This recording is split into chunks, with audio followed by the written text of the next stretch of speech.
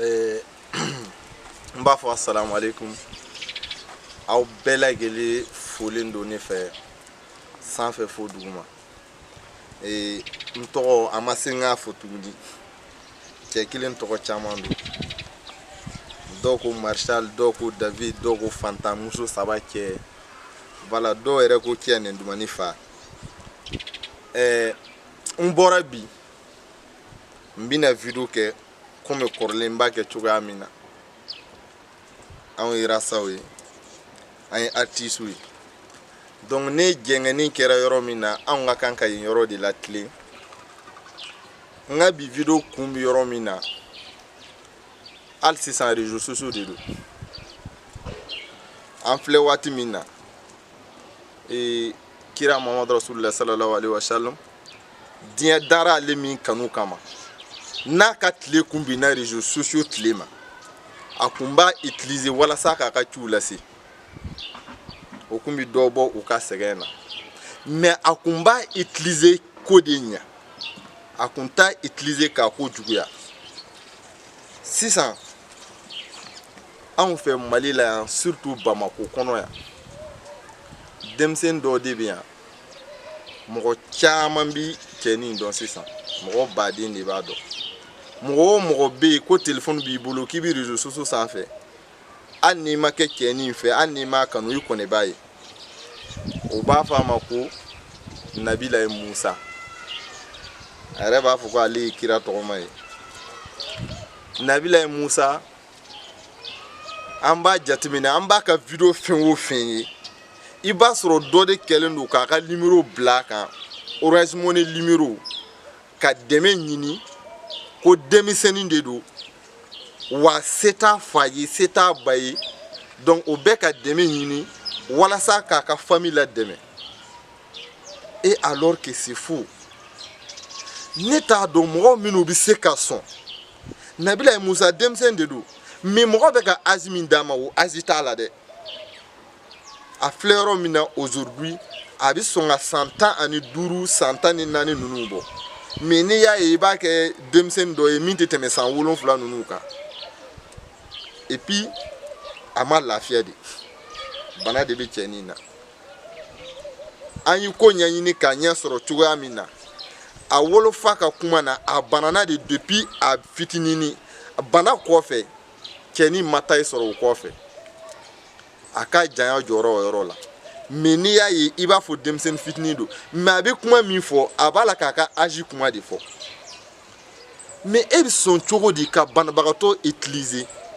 ni k'i poche kɔnɔna fa? E ye numéro bila k'i bɛna somɔgɔw dɛmɛ, wari bɛ kɛ cɛw ma ka bɔ diɲɛ fan 14 bɛɛ fɛ.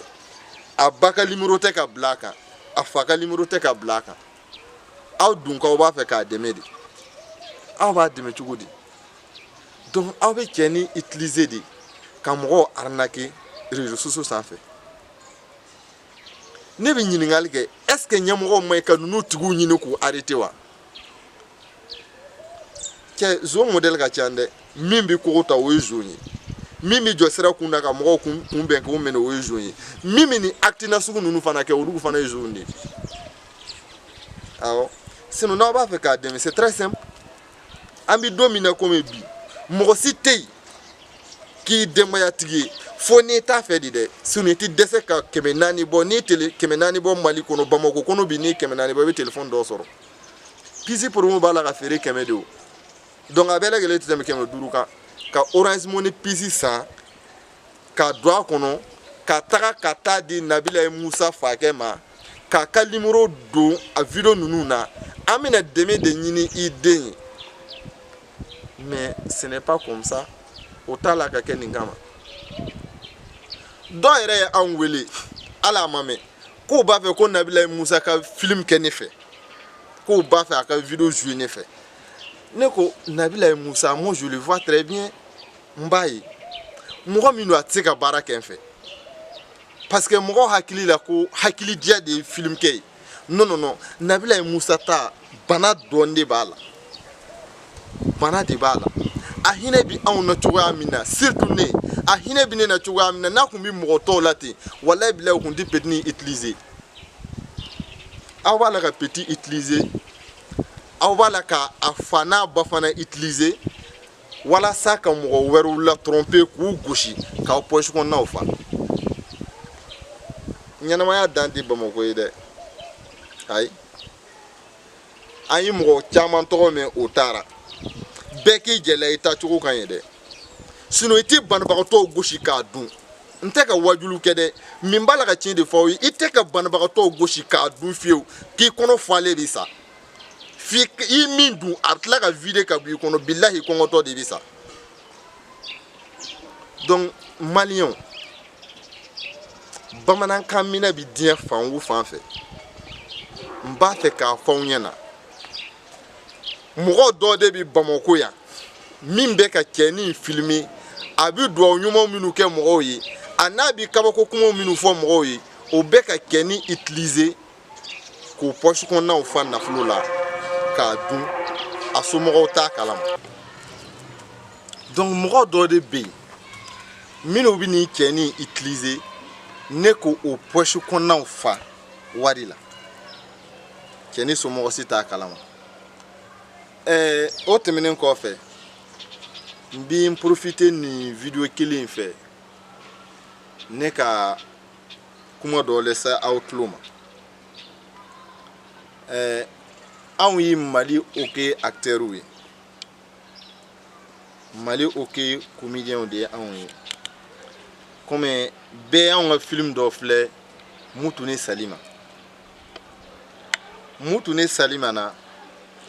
numéro dɔw de b'a sanfɛ mɔgɔw bɛ numéro in wele waati caman na nka caman b'a fɔ ko n'u ye numéro wele k'a tɛ ta ko soit n'a taara a tigi tɛ sɔn ka kuma diya u fɛ Mutu ni Salima filɛ ni min ye weleli kɛ u bɛ ɲininkali kɛ ko Mutu don wa walima Salima don Mutu ka numéro tɛ Salima ka numéro tɛ parce que i b'a daminɛ Mutu daminɛ na fo ka taa a laban na denmisɛnnin fila de b'a la ka fara anw kan ne maninka karamɔgɔ Fantagwɛ Bebis an ka ca min bɛ ka jouer a la mais denmisɛnninw tɛ foyi kalama film na hali anw minnu y'a la kɔrɔbalenw ye film bi fɔ de e min ye acteur ye a bɛ f'i ye de nin fɔ yan i b'a fɔ nin yɔrɔ in na a bɛ f'i ye tagama nin cogoya in na i b'o tagama kɛ a bɛ f'i ye yan yɛlɛ i bɛ yɛlɛ a bɛ f'i ye yan kasi i bɛ kasi mais don o don n'u ye weleli kɛ u b'a ɲininkali de kɛ ko denmisɛnnin fila in Mutu wa Salima de wa olu ka numéro don wa par exemple sisan an bɛ Kiya ni Dumani kan don o don u bɛ weleli kɛ ka ɲininkali kɛ est ce que Kiya don wa n mako bɛ Kiya de ka numéro la Kiya ye denmisɛnnin fitinin de ye a tɛ foyi kalama fɔlɔ Mutu ye denmisɛnnin fitinin de ye a tɛ foyi kalama fɔlɔ Salima fana ye denmisɛnnin ye donc ni denmisɛnninw ka numéro d'u ma o bɛ mun de kɛ o bɛ denmisɛnninw wele de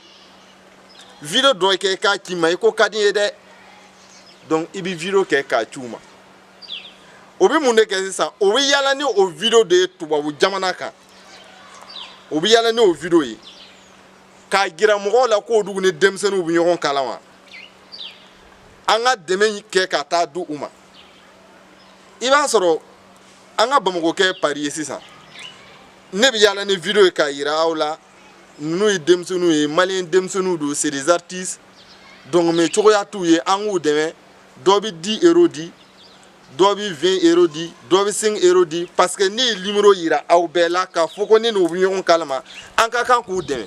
donc o ka faniw minnu bɛ yen o dugu bɛ da e la ko c'est vrai parce que o ka numéro b'i kunna i n'o b'i kuma o dugu bɛɛ b'a ye o bɛ da i la donc o bɛ denmisɛnninw ka dɛmɛ ta k'a di e ma e b'o bila i kunna ka tɛmɛ numéro min filɛ ni m'a la k'a fɔ ye n k'a bɛ Mali hockey sanfɛ an ka directeur ka numéro de don film in kɔnɔ kuma fɛn o fɛn bi fɔ ale de b'a f'an ye a y'a kɛ ten a y'a kɛ ten o ye Za Umar Sila ka numéro ye a bɛ deli ka wele k'an yɛrɛ sigilen to a kɛrɛfɛ n tɛ se ka mɔgɔw bɛɛ tɔgɔ fɔ video in na quoi mais acteur damadɔ kun b'a kɛrɛfɛ ka fara ne kan a welela anw ɲɛna a ye appareil bila haut-parleur la anw bɛɛ tulo b'a la an filɛ nin ye sisan Faransi donc Suisse plutôt donc an yi wariw fara ɲɔgɔn kan aw ka dɛmɛ de don vraiment inchallah yani wulafɛla kɛ soit sini sɔgɔma an bɛna wari ci aw ma nka n bɛ min fɔ a bɛ ɲini ka na kalo 8 bɔ sisan dugu ma jɛ donc c'est le même arnaque minnu b'a la ka Musa utiliser Nabila ye Musa utiliser ani ni mɔgɔ modèle a bɛɛ mɔgɔ modèle kelen ye tactics ne o tɛ e ye mɔgɔ ye baara la e ye film de lajɛ film diyara e ye film sanfɛ e ye numéro ye n'i b'a fɛ ka dɛmɛ min kɛ dɛmɛ kɛ dɔrɔn n'i b'a fɛ ka ɲininkali min kɛ ɲininkali kɛ dɔrɔn ne mako bɛ denmisɛnninw ka photo de la vraiment karisa ko ka di n ye a ka photo ci n ma mɔgɔkɔrɔba de bɛ se k'o ɲɛnabɔ mais pourquoi ka denmisɛnninw la utiliser aw bɛ denmisɛnninw utiliser mun na k'a sɔrɔ réseaux sociaux tɛ aw kun tɛ balo wa aw kun bɛ balo donc n b'aw deli ala yɛrɛ kama a ye cogoya wɛrɛ ɲini nin tɛ farafin danbe ye surtout maliyɛn nin tɛ maliyɛn danbe ye maliyɛn danbe tɛ sonyɛni ye maliyɛn tɛ ŋanamu dɔn an ka miiri man di la dɛ an ka miiri man di la an ka miiri an bɛnbakɛw la cɛ o cɛ bɛ nin kɛ awɔ bi b'i diya dɛ walayi bi b'i diya parce que an bɛ nafolo tile de la bi i bɛ wari sɔrɔ k'a bila i kun i bɛ fini ɲumanw san i bɛ mobili ɲumanw san n'a wari ye nka bilahi labanko ti ɲɛ i ni ala kɛlɛ la ala b'i kɔnɔ lahara min i ni hadamaden kɛlɛ la ala ba bɛɛ bɔ i la yan de a bɛɛ bɛ bɔ i la donc hadamadenw ka wɔsi